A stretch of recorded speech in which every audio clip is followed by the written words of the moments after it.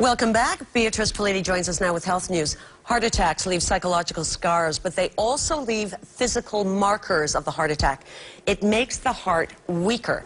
There really hasn't been a way to undo that damage until perhaps now, where Toronto doctors are hoping they have found a way. Indeed, they are hoping, and they're hoping that that hope lies in stem cells, the patient's own stem cells.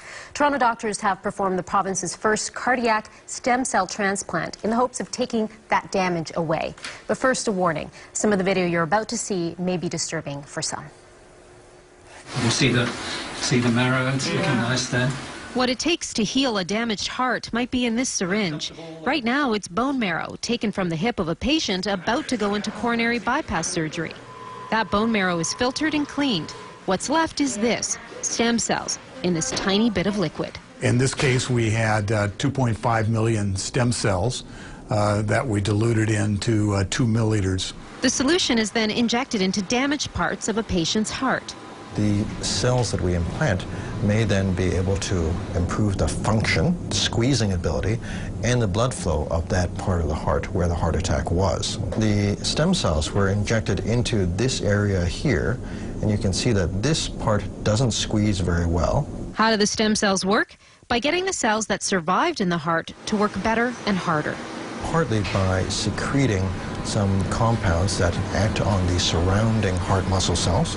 They may actually recruit other cells, including other stem cells, to the area of the injury as well. James Culross is the first Ontario patient to have a cardiac stem cell transplant. That was great. I really did, because you could take part of your body and fix one other part of your body. It's important, as heart attack patients are at a higher risk of heart failure.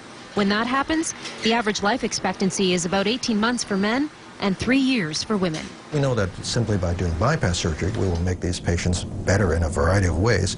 So now what we need is to demonstrate that the cells achieve some impact over and above that of bypass surgery.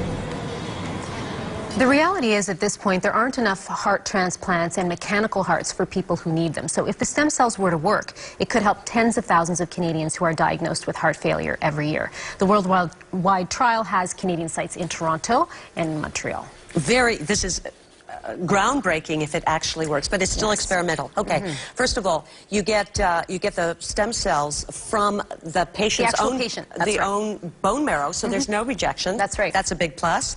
And secondarily, congestive heart failure is often the terrible outcome of surviving a heart attack. Absolutely, and the life expectancy for men is 18 months, and for women it's 3 years. So it's one of the most serious health issues you can have. All right, this is very exciting.